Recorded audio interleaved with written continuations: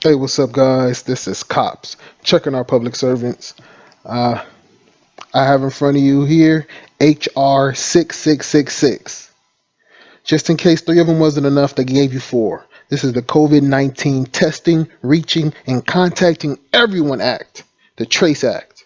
This TRACE Act was introduced May 1st, 2020, and it is sponsored by Bobby L. Rush, representative out of Illinois, a Democrat. Let's do a little research on old Bobby Rush.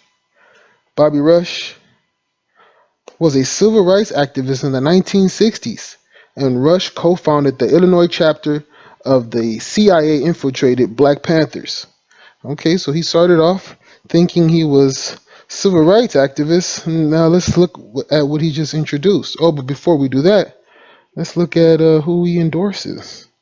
He endorses in the 2015 Chicago mayoral election, Rush endorsed Mayor Rahm Emanuel, who was infamous for this quote.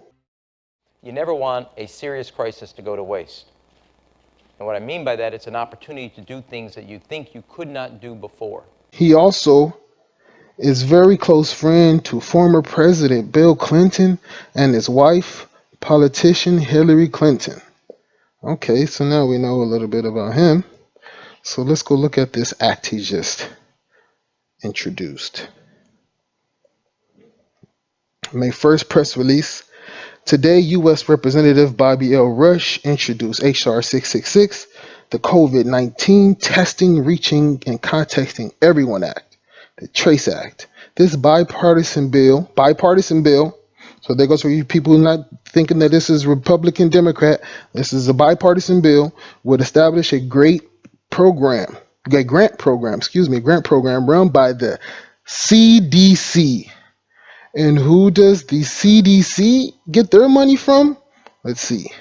The CDC receives approximately 12 million in global funding through foundations and other donors, including the Bloomberg Family Foundation and the Bill and Melinda Gates Foundation. If you're not up on the Gates agenda, click the video that's in the top right corner right now. Click that video if you don't know about Bill Gates. Okay, so we go back to this bill to mobilize coronavirus testing contact tracing efforts. To fully mobilize coronavirus testing and contact tracing efforts. It says here we're reopening our economy and getting back to normal will be all but impossible if we do not step up our testing efforts and implement robust, widespread contact tracing. Okay.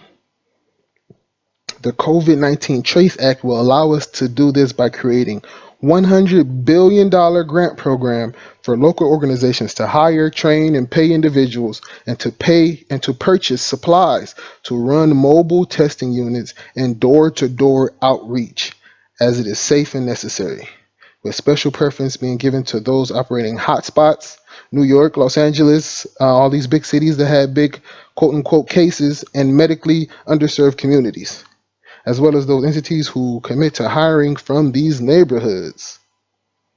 Hmm. Contact tracing, huh? So what is contact tracing? Check out this video. We need tracing agents in the hundreds and hundreds of people, right? You take the test and then you trace back all the contacts. It's never been done on this scale before. This is an army of tracers. They're basically investigators. You know, I agree with you on this. This contact tracing is very important. Do you think maybe you could get the governors to ask the Congress to fund that as a part of all this money they're giving you? Or maybe it's legal now to spend some of the money, but we need a national core of healthy people who are properly trained to go out and do this contact tracing. We need the bodies.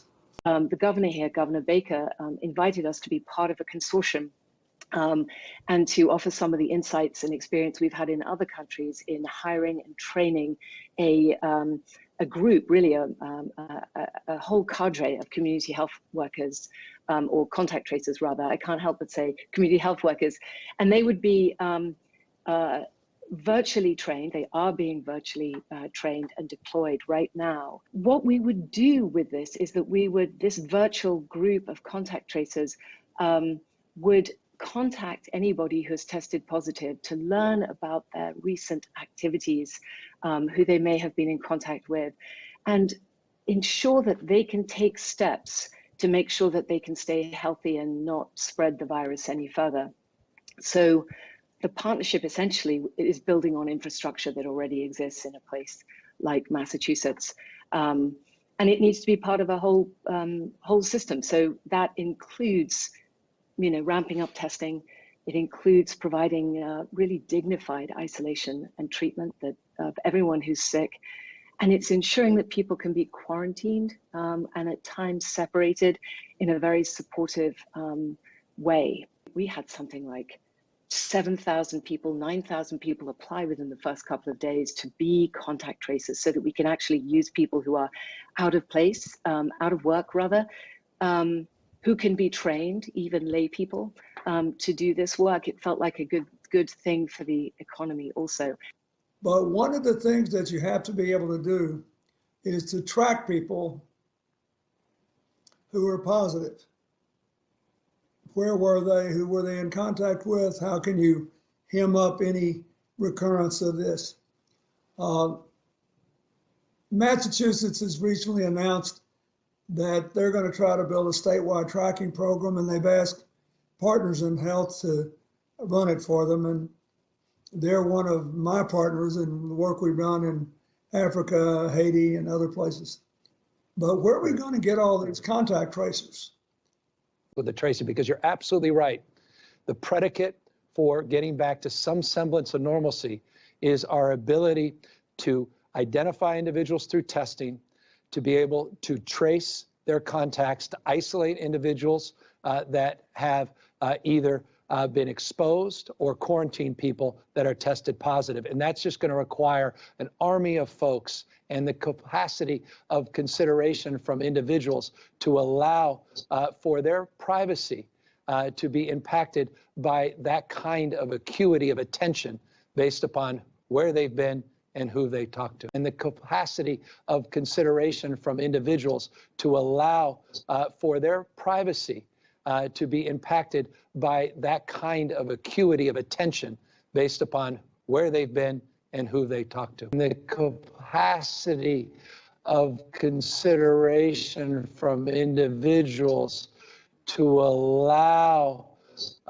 for their privacy to be impacted by that kind of acuity of attention based upon where they've been and who they talk to.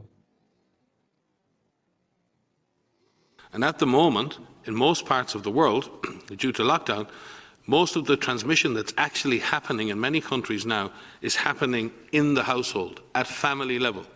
In some senses, transmission has been taken off the streets and pushed back into family units.